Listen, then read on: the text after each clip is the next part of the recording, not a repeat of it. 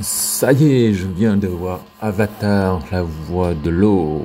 Ah là là, que c'était dur de pas m'endormir ou de quitter la salle au milieu du film. Mais heureusement, mes pensées m'ont permis de tenir. En effet, durant le film, j'ai pu m'empêcher de penser tout haut. Oh, James Cameron, qu'as-tu fait du cinéaste talentueux, le conteur génial qui a su nous raconter des histoires à la fois simples et captivantes avec une inventivité technique hors pair, mais qui ne faisait jamais de l'ombre à l'histoire avec des films tels que Abyss, Aliens, les Terminator et même True Lies, et je dirais même Titanic. Et soudain, j'ai trouvé la réponse en moi-même, tel que Jacques Mayol dans Le Grand Bleu de Luc Besson.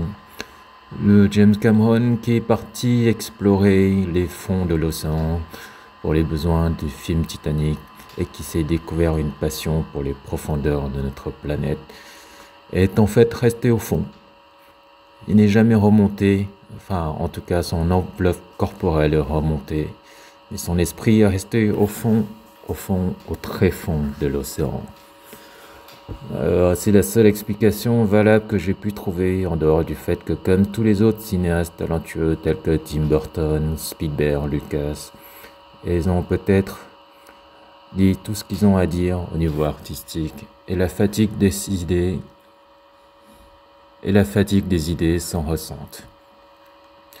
Mais je digresse, mais si j'ai de telles pensées durant le film, c'est qu'il y a une raison. Le film est d'un ennui profond comme le fond de l'océan.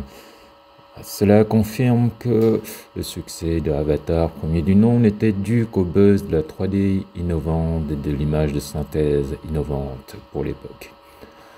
Mais l'histoire était déjà critiquable pour avoir pompé sur Danse avec les loups, Pocahontas. Et l'image de synthèse a depuis été banalisée par les productions de Marvel. Alors commençons par le côté positif. Oui, des images de synthèse d'Avatar 2. Bon, je dis Avatar 2 et non La Voix de l'eau, car c'est d'un ridicule, ça me rappelle Bruce Lee. Enfin, faites une recherche sur Google si vous voulez savoir à quoi je fais référence. Et oui, même au niveau du titre, Cameron n'est plus capable de trouver de sien propre. Bref, les images sont toujours aussi impressionnantes et techniquement réussies, avec l'émerveillement moins par rapport au premier. Et puis, oui, c'est tout en fait. Malheureusement, l'histoire suit la famille de Sully en transposant l'action de la Terre à la mer par rapport au premier. C'est toujours le même combat contre le même ennemi, le colonel Miles qui est revenu sous la forme d'un avatar. L'histoire des méchants humains contre les navires, ou plutôt les colons européens contre les tribus amérindiens. Parce que oui, vous l'aurez compris depuis Avatar 1, ce n'est que l'histoire de la colonisation de l'Amérique déguisée, ripollinée avec des êtres en bleu que Cameron nous raconte. Au niveau des scènes d'action, c'est soporifique, là où dans le premier, on avait droit à une bataille finale excitante, dantesque. Ici, j'ai beau attendre, et aucune scène ne m'a vraiment transcendé. La bataille finale est tellement molle et quelconque que j'ai cru que c'était une scène d'action intermédiaire avant une grosse bataille finale. Et puis arrive le générique de fin qui confirme que c'était bien la plus grosse scène d'action que Cameron a pu nous offrir, hélas.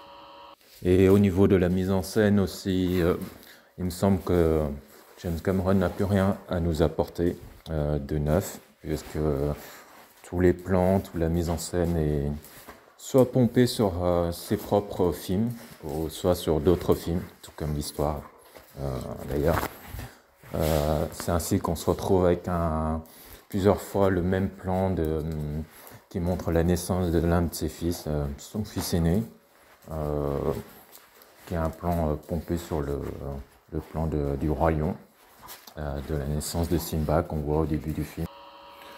Au niveau du casting des acteurs, donc on prend les mêmes personnages et on recommande.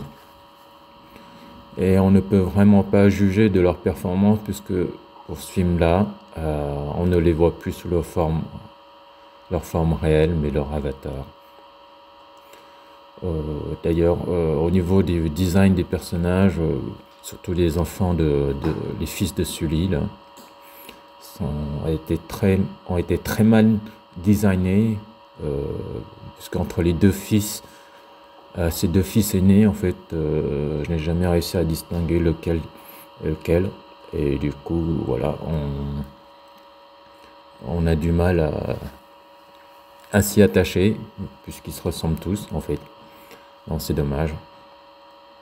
Et puis, que dire de la chanson du générique de fin, qui est d'une qualité discutable, on dirait une repompée de la chanson qui a été faite pour l'un des films de Fast and Furious, là je sais plus lequel, celui où Paul Walker est vraiment mort, je veux dire mort pour de vrai, dans la vraie vie, bref, c'est d'une mièvrerie,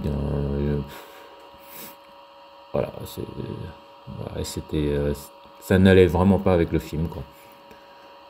Bref, voilà mon avis à chaud, dégoûté, donc allez, à une prochaine.